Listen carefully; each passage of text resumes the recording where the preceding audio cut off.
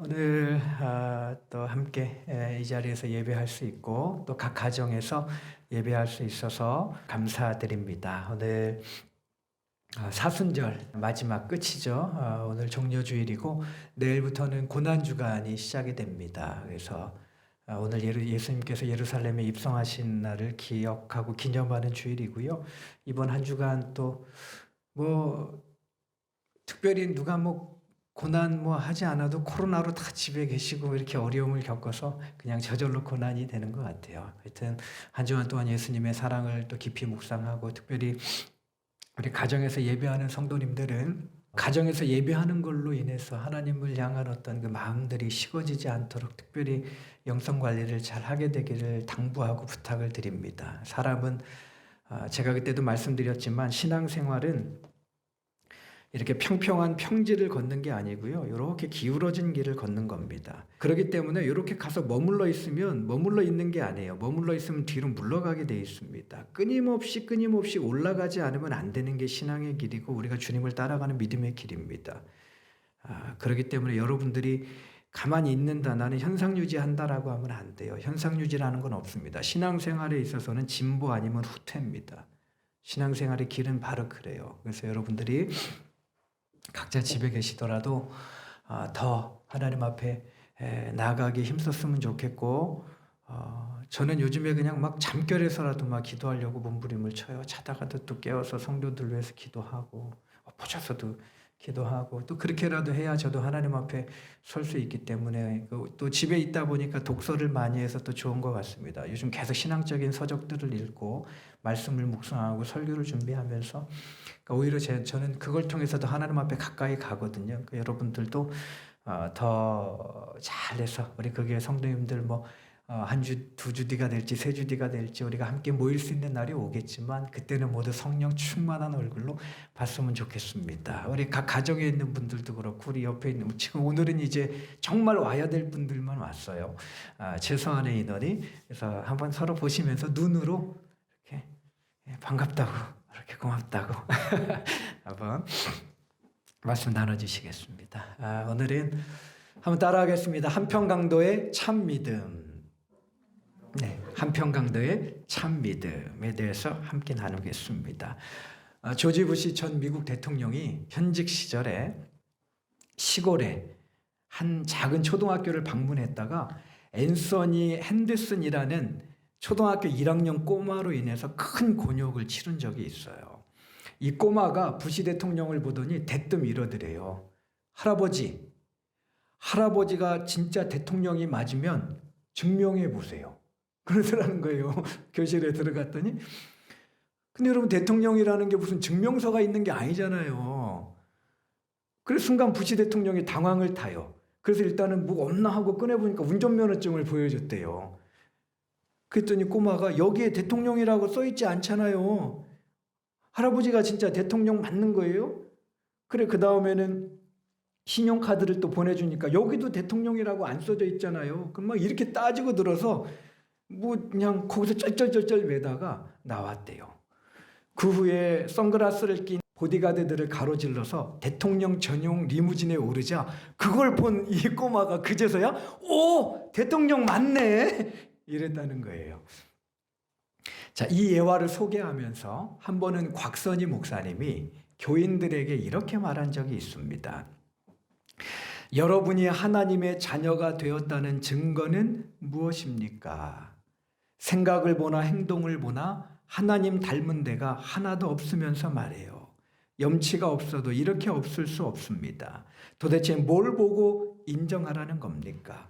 증거가 있어야 됩니다. 삶의 현장에서 내가 틀림없는 하나님의 자녀라는 열매를 보여야 되는 겁니다. 이 화두 앞에서 이 자리 우리 역시 스스로에게 물어봐야 됩니다. 나는 세상 사람들 앞에서 내가 하나님의 자녀라는 증거를 똑똑히 보여주며 살고 있나? 여러분, 오늘 본문은 예수님 양쪽 옆에 함께 달린 그 강도에 관한 이야기입니다. 마태복음과 마가복음에 보면 양쪽 강도 모두가 다 예수님을 향해서 저주하고 욕을 했다 이렇게 기록하고 있어요. 근데 오늘 누가복음은 마태, 마가복음과 달리 한쪽 강도는 주님을 욕했지만 그 맞은편 다른 편 강도는 오히려 주님을 옹호하고 주님 그래 했다 이렇게 나오고 있어요. 자, 이에 대해 성서학자들은 어떻게 설명하냐면 둘 사이에 마태, 마가와 누가복음이 다르잖아요. 이 간극에 대해서 뭐라고 설명하냐면 처음에는 양쪽 강도 모두가 다 예수님을 욕했다, 저주하고. 그렇지만 시간이 지나면서 한쪽 강도가 변화가 되어서 오히려 예수님을 욕하는 다른 강도를 꾸짖으면서 예수님 앞에 구원을 요청했다. 이렇게 설명을 합니다. 자, 어쨌거나 한편 강도가 반대편 강도를 꾸짖고는 당신의 나라가 임하실 때에 나를 기억하옵소서 하면서 주님의 자비를 간청을 합니다. 그러자 주님께서 43절에서 이렇게 말씀하십니다. 내가 진실로 진실로 내게 이르노니 네가 오늘 나와 함께 어디 있을 거라고요? 낙원에 있을 거다. 여기서 낙원은 하나님과 교제하는 장소로 평생 하나님과 단절되어 살던 이 악한 강도가 예수님을 통해 구원의 장소로 들어가게 될 것이라는 말씀입니다. 이처럼 오늘 본문은 십자가상에서 일어난 아주 짧은 대화 본문이거든요. 오늘은 이 생의 마지막 순간 돌이킨 강도의 믿음을 통해서 참된 믿음의 실체가 무엇인가에 대해서 살피려고 해요. 자, 여러분 어떤 분들은 회심한 강도의 믿음을 이런 식으로 오해하기도 합니다. 들어보세요. 이 강도는 주님께서 죽으시기 직전 아슬아슬하게 돌이킨 사람으로 행함이 아닌 입술만의 믿음으로 구원받았다. 그처럼 우리 역시 거룩한 삶이 좀 따라주지 않아도 교회에 나오고 믿기만 하면 무조건 구원받는다. 봐라, 이 강도는 죽기 직전 바로 예수 믿었는데 어떻게 행동할 시간이 있었느냐. 그냥 믿으면 구원받는다. 우리도 좀 모자라도 구원받는다. 이렇게 설명을 해요. 한국 교회가 유독 그걸 강조해요. 그냥 믿기만 하면 구원받는다. 물론 여러분 우리가 하나님의 공의를 만족시킬 수 없기 때문에 예수님이 십자가 의를 갖다가 붙드는 그 믿음만으로 우리는 구원받게 돼 있어요. 그렇지만 그렇다고 해서 순종이 없는, 제가 지지난주에도 나눴지만 행함 없는 믿음으로, 입술만의 믿음으로 구원을 얻는 것은 아닙니다. 여러분 오늘 야고보서 2장 17절 말씀 한번 띄워주세요. 함께 읽겠습니다. 시작. 이와 같이 행함이 없는 믿음은 그 자체가 죽은 것이다. 저는 그런 일 많이 겪거든요. 제가 한 달 전에도 갑자기 연대 병원에서 이게 돌아가시기 얼마 직전에 분이 있다고 좀 가서 신방 좀 해달라 그래서 급하게 제가 가서 다녀와서 이렇게 기도해 준 적이 있는데, 자, 어떤 분이 병상에서 죽기 며칠 전에 기적적으로 마음을 열어 진심으로 회개하고 주님을 영접하고 죽는다면 행함으로 자기의 믿음을 증명할 시간이 없기 때문에 고백만의 믿음으로 구원을 얻는 건 맞아요. 자, 이런 분을 향해서 당신 예수 입술만 믿는다 그러고 행하지도 않고 죽었으니까 당신 믿음 가짜야라고 말할 수 없잖아요. 하지만 주님을 믿는다면서 허락된 많은 날들 속에서, 그죠? 어떤 사람은 모태신앙, 태어나서 죽을 때까지 예수님을 믿기도 해요. 그렇게 많은 날들 속에서 순종과 거룩, 감사와 이웃사랑으로 증명되지 않는 믿음이면서 믿기만 하면 무조건 구원받는다라고 말하는 건 거짓복음입니다. 성경 어디를 봐도 말씀에 대한 순종과 세상과 구별된 삶으로 드러나지 않는 믿음으로 구원받는다는 말은 없어요. 자, 그렇다면 혹자들의 주장처럼 이 강도는 진짜 행함으로 어떤 증명되는 믿음 없이 입술만의 믿음으로 구원받았는가? 여러분 오늘 본문을 살피면 절대 그렇지 않아요. 이 강도는 진짜 짧은 시간, 그 짧은 시간 십자가에서 예수님을 만났지만, 믿었지만 이 강도의 믿음은 정말 대단한 믿음, 행함으로 증명되는 믿음임을 우리 본문을 통해서 알 수가 있습니다. 어떤 면에서 그런가 살피면 이래요. 여러분 마태와 마가에 의하면 아까 양평강도 모두 주님을 욕했다고 말하잖아요. 근데 언제 된 일인지는 알 수 없지만 그 짧은 시간 한평강도가 회심을 해요. 아마 이제 여러분 예수님은 유대 땅에서 소문이 자자했던 분이기 때문에 예수님을 안 만난 사람도 다 예수님에 대한 소문을 다 듣고 알았을 거예요. 아마 이 강도도 이 양쪽에 있는 강도도 다 예수님에 대한 소문을 들었을 거예요. 하지만 죄 짓고 사는데 바빠 그런 예수님을 따르고 뭐 만날 시간도 없고 관심도 없었던 거죠. 그래 이제 이 강도도 회심한 강도도 처음에는 그 예수님을 저주해요. 한번 뭐 내가 억울하다 그러면서 예수님 뭐 이런 저주하죠.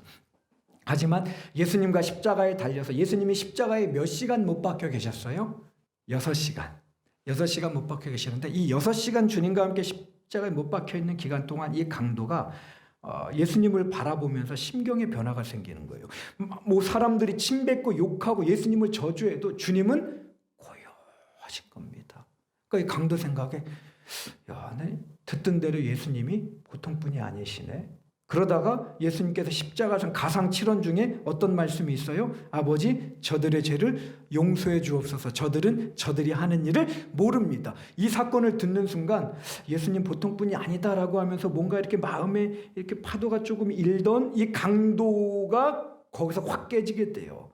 아, 어떻게 저렇게 자기를 죽이는 원수들을 향해서도 하나님 앞에 용서해달라고 기도하는 예수님을 보니까 저분은 진짜 소문대로 내가 듣던 메시아가 맞구나 하면서 한편 강도가 예수님을 영접하게 돼요. 여러분, 이런 깨달음과 동시에 이 강도는 자신의 죄인됨을 깊이 자각하게 됩니다. 이 굉장히 중요해요, 여러분. 자기의 죄인됨을 깊이 자각했다.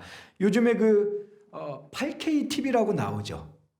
화질이 엄청나게 좋은 TV, 요즘 뭐 마트 같은 데 가서 이렇게 전자 가면은 얼마나 화질이 좋은지 요 배우들 여기 막 이게 무슨 잡티까지 다 보이는 거예요.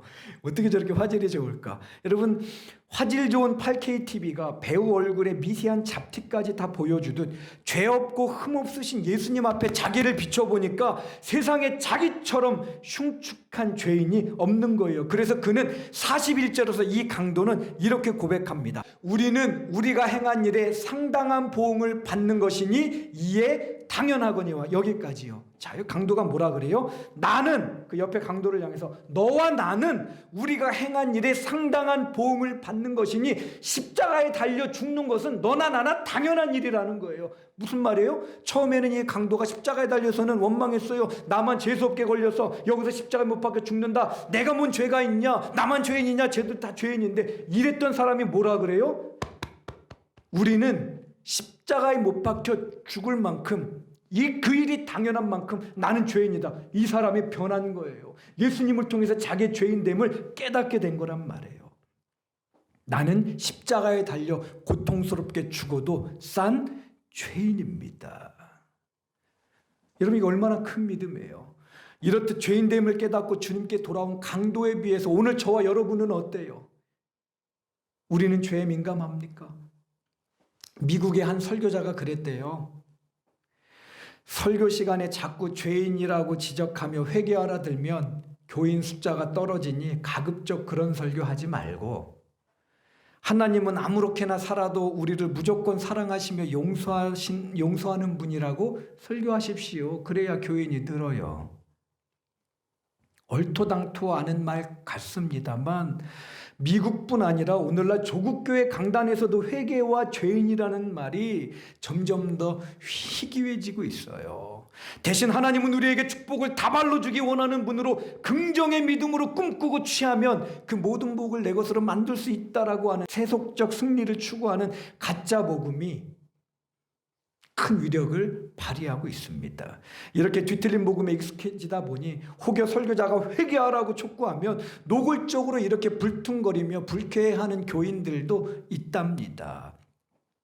아니, 죄 좀 지을 수 있지 왜 대놓고 죄인이래? 그리고 말이 그렇지, 내가 예수님이고 베드로고 바울이야? 그렇게 살게? 세상살이 힘들어 위로받고 복받아 잘되라는 말 들으려고 예배당 나왔는데 왜 자꾸 회개하라 그래? 자기 십자가 지고 핍박받아도 주님 위에 고난받는 삶을 살라 그래? 왜 닥달하는 거야? 교회 옮길까? 구원의 자유를 누리지 못한 채 나는 용서받지 못할 죄인이야. 제가 3주 전에 설교했죠. 탕자 이야기. 나는 안 돼, 나는 안 돼, 나는 용서 못 받아. 이렇게 자학적인 어떤 신앙을 갖고 사는 것도 문제지만 교회를 수없이 드나들면서 참된 회개를 모른 채 그래도 일요일 예배당에 나오니 세상과 편승해 살아도 나중에 죽어 천국은 가겠지 하는 것도 큰 문제입니다. 여러분, 본문의 강도는 자기의 죄인됨을 철저하게 깨닫고 회개해요. 나는 십자가에 달려 죽어도 싼 죄인이다.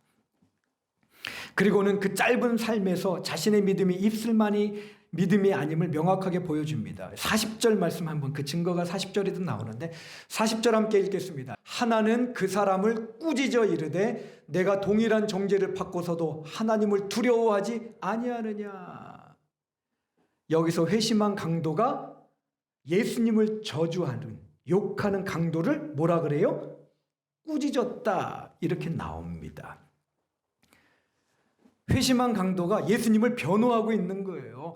여러분, 오늘날 예수님을 믿는다는 사람들 중에서 삶의 현장에서 사람들이 주님의 이름을 대놓고 욕할 때 이 강도처럼 나서서 예수님을 변호하는 성도가 몇이나 됩니까? 당신 그런 소리 하지 마. 예수님은 그런 분 아니야. 당신이 잘못 알고 있는 거야. 이러는 사람이 몇이나 돼요. 도리어 자신이 교회 다니는 것이 탄로 날까봐 그리스도인임을 숨기기에 급급한 게 오늘날 많은 교인들의 실상 아닙니까? 그런 사람들의 믿음에 비하면 장로, 권사, 안수집사 중에도 그런 사람들 없다고 봐요? 그런 사람에 비하면 이 강도는 어떻게 해요? 한편 강도가 예수님을 저주하니까 너 그러지 마! 너 죄인이잖아. 예수님 앞에 그러지 마. 꾸짖었다. 아울러 여러분, 여기서 꾸짖다라고 하는 단어에 우리가 주목해야 돼요. 이 회심한 강도가 예수님을 저주하는 강도를 꾸짖었을 때 이 꾸짖다라고 하는 말은 하나님께서 우리의 죄를 꾸짖다 할 때 쓰인 그 단어예요. 그러니까 여러분, 이게 무슨 말이에요? 회심한 강도가 예수님을 저주하는 강도를 향해서 하나님이 우리의 죄악을 꾸짖는 그 선지자적인 꾸짖음을 가지고 너 그러면 안 돼! 회개해야 돼! 예수님께 돌이켜야 돼! 라고 말씀을 증거했다는 거예요. 여러분, 앞에서도 밝혔듯이 오늘날 한국교회 목회자들조차 성도들 눈치 보느라 그릇 행하는 교인들과 세상을 하나님의 꾸짖음으로 꾸짖기를 꺼려해요. 목사들도 교인들 눈치 봐요. 이런 말 하면은 싫어하고 교회 안 올까? 자꾸 그냥 좋은 게 좋은 거라고 뭐로 가도 서울만 가면 된다고 그냥 복 받으라 그러고 이렇게 할까? 여러분, 진짜 여러분 유튜브 설교들 보세요. 여러분, 회개하라는 말, 너 죄인이니까 돌이키라는 말, 그런 설교 잘 못 들어요. 목사들조차도 그래요. 꾸짖질 못해요. 그렇지만 이 강도는 어떻게 됐어요? 한편 강도를 향해서 하나님의 꾸짖음으로 그를 꾸짖었단 말이에요. 얼마나 대단한 믿음이고 놀라운 믿음입니까? 더욱이 42절의 고백은 이 강도가 가졌던 믿음의 귀중함을 더 크게 대변합니다. 예수여, 당신의 나라에 임하실 때에 나를 기억하소서 하네. 이 고백은 강도가 하나님 나라에 대한 믿음과 소망을 꽉 붙들고 있었음을, 참 놀라워요. 그 짧은 시간 어떻게 이런 믿음을 갖게 됐는지. 하나님 나라 소망 달라는 거예요. 나 그거 붙들겠다는 거예요. 이에 반해 여러분, 죄가 주는 쾌락과 이익, 또 세속 즐거움에 빠져서 세상이 좋사오니 이 세상에 초막셋을 짓고 한 100년 살고 잡소 하며 하늘 소망을 도둑맞은 채 살아가는 교인들이 한국교회에 얼마나 많아요. 비 오면 날구지다 예배 빠지고 날 좋으면 꽃 구경 가야 한다며 교회 안 오는 교인들, 어떻게 해야 이 땅에서 떵떵거리며 살 수 있을까만 골똘하며 사는 교인들 말입니다. 이런 교인들에 비해서 이 강도의 믿음이 얼마나 귀합니까? 당신의 나라가 임하실 때 나를 기억해 주십시오. 여러분, 이처럼 짧은 시간이지만 이 강도는 진심으로 회개했고 그걸 삶으로 나타내 보였어요. 강도가 입술만의 믿음으로 구원받은 거 아니에요, 여러분. 이런 강도의 행적에서 우리는 우리를 구원하는 참 믿음이란 어떤 것인가 되새기게 됩니다. 우리 100주년 기념교회를 목회하는 게 아니죠. 이분 은퇴했죠. 작년 11월에. 이재철 목사님이 한 번은 지방에서 중소기업을 운영하는 한 성도의 편지를 받았대요. 편지의 내용인즉 자신은 독실한 그리스도인에 자신의 분야에서 정부 포상을 받을 정도로 성공한 기업인인데 그동안 세금을 정직하게 납부하지 않다가 세무사찰에 걸려서 엄청난 금액을 추징당했다는 것이에요. 문제는 그 기한 내에 추징금을 다 내려면 살고 있는 집과 전 재산을 몽땅 처분해야 하고 아이들도 다른 학교로 전학시켜야 할 판이라 어떻게 하면 좋을지 담임 목사님하고 상담을 했더니 그 목사님이 이렇게 얘기하더래요. 아무리 신앙인이라도 현실을 도외시할 수 없으니 재산을 압류당하기 전에 먼저 처분해서 세금 일부만 납부하고 나머지는 가족을 위해서 빼돌리는 게 좋겠다. 여러분 이게 목사님이 그랬다는 거예요. 물론 성도를 생각하니까 안타까우니까 저도 누군가가 와갖고 목사님 저 망하게 생겼는데 어떻게 하면 좋을까요? 그러면 저도 순간은 갈등할 것 같아요. 이거 성도한테 뭐라고 얘기해 줘야 되나. 근데 하여튼 이렇게 얘기했대요. 이분 역시 현실적으로는 이게 좋은 방법이다 싶어갖고 그렇게 할까 생각하다가 마지막으로 이제 뭐 인터넷 통해서 이 목사님 설교를 들었나 봐요. 이재철 목사님한테 한번 물어보자 그래갖고 편지를 보낸 거예요. 어떻게 하면 좋겠습니까? 이에 이 목사님이 그분에게 전화를 했대요. 전화번호를 이렇게 알아서. 그래서 이렇게 이야기했답니다. 집사님의 회사가 거액의 세금을 추징당했다는 건 그동안 집사님이 하나님을 믿는다면서도 정직하게 세금을 납부하지 않은 결과 아닙니까? 그런데 또다시 현실이라는 이유로 세금의 일부만 납부하고 나머지 재산을 빼돌린다면 앞으로 계속 부정직하게 살 수밖에 없지 않습니까?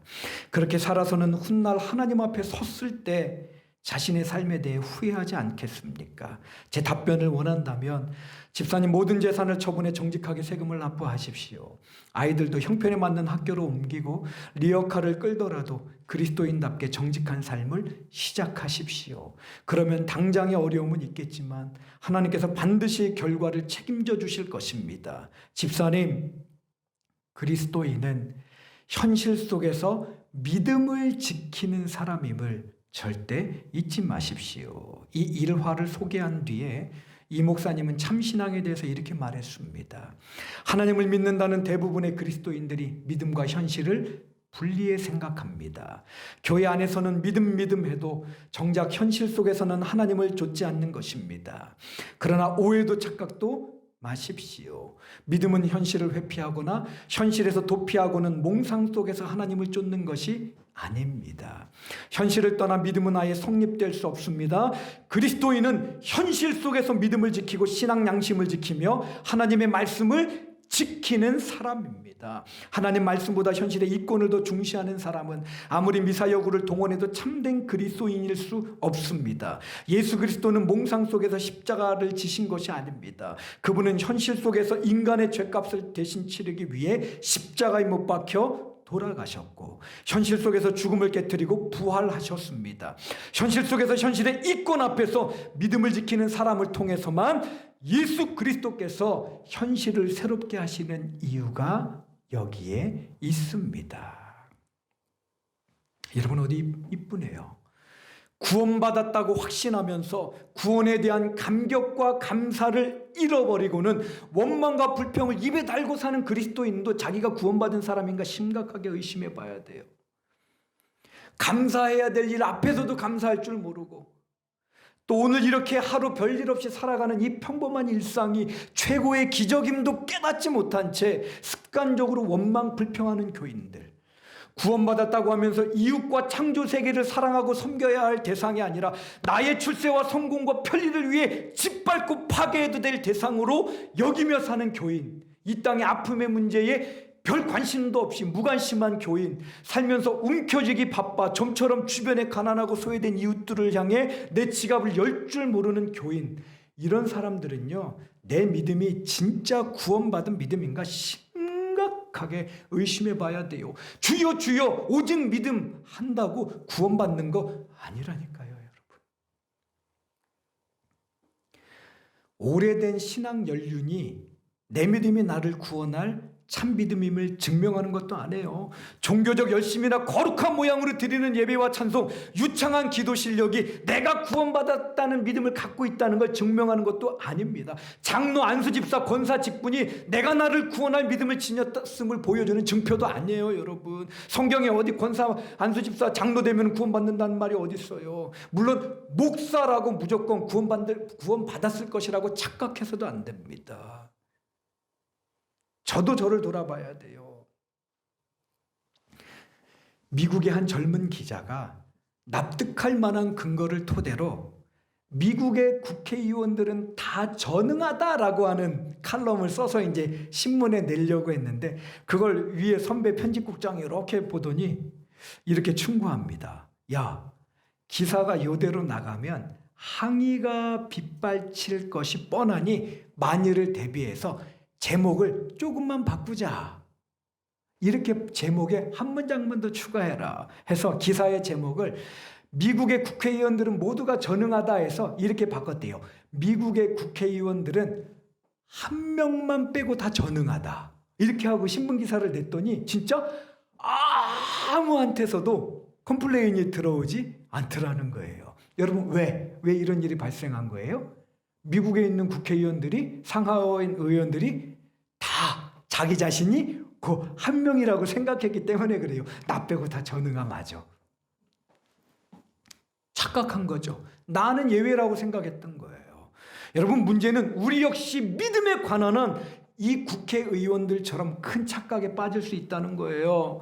김 집사, 박 권사, 최 장로는 하는 걸 보면 진짜 구원받은 믿음을 갖고 있는지 의심스러워 내가 봐도. 하지만 나는 절대 아니야. 나는 예외일 거야. 설마 하니 내가 뭐 구원 못 받았겠어? 나는 아닐 거야. 나만은 아닐 거야.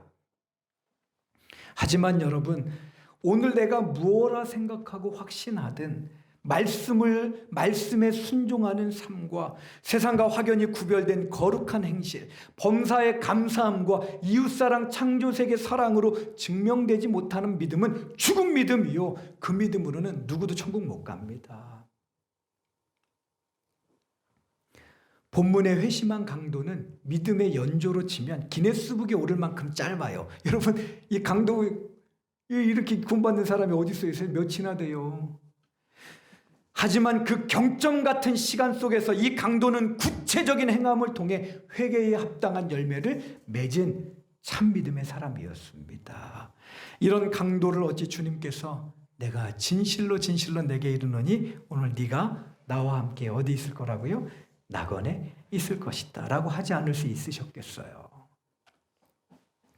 이런 중차대한 진리 앞에서 오늘 저와 여러분의 믿음은 어떤 믿음인지 돌아보셔야 합니다.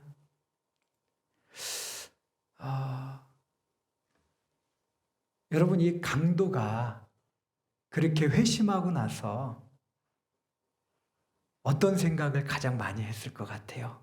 이 강도도 십자가에서 죽었잖아요. 예수님이 먼저 죽는 거 보고, 그죠? 예수님은 6시간 만에 돌아가시고, 여러분 보통 십자가에 못 박히면 길게는 일주일도 산대요. 그 굉장히 고통스러운 거죠. 보통 2, 3일에서 일주일까지. 이 강도는 훨씬 더 오래 십자가에 살아서 죽어갔단 말이에요. 그 죽어가면서 이 강도가 뭘 가장 후회했을 거라고 생각하세요? 저는 그거라고 봐요. 내가 예수님을 왜 여기서 만났나? 내가 예수님을 왜 이제야 만났나? 예수님께서 갈릴리를 돌아다니시면서 하나님 나라 복음을 전할 때 내가 죄를 버리고 예수님 만나고 그분의 제자가 되어 살았다면 내 인생은 이렇게 후회되지 않았을 건데. 그렇죠? 예수님을 만나 구원 얻고 나니까 자기 삶이 너무 안타까운 거예요. 내가 왜 이제 예수님을 이곳에서 만난다. 여러분, 하지만 다행히 저와 여러분은 이 강도와 같지 않고 일찌감치 주님의 부름을 받았어요. 그렇다면 이런 주님 앞에서 우리가 해야 할 바는 명확해졌습니다. 죽음의 문턱에서 이 강도가 했을 후회를 하지 않기 위해 죄가 관영한 세상을 향해 하나님을 거역하는 길에서 돌이켜 죄를 버리고 회개하고 하나님께 돌아오라며 회개의 복음을 부지런히 전해야 합니다. 아울러 우리 각자가 악하고 음란한 세상 한복판에서 말씀을 쫓아 소금과 빛으로 살아가므로 맑은 창문 같은 나를 통해 세상 사람들이 누구를 보게 만들어야 돼요? 이 십자가의 예수님을 보게 만들어야 돼요.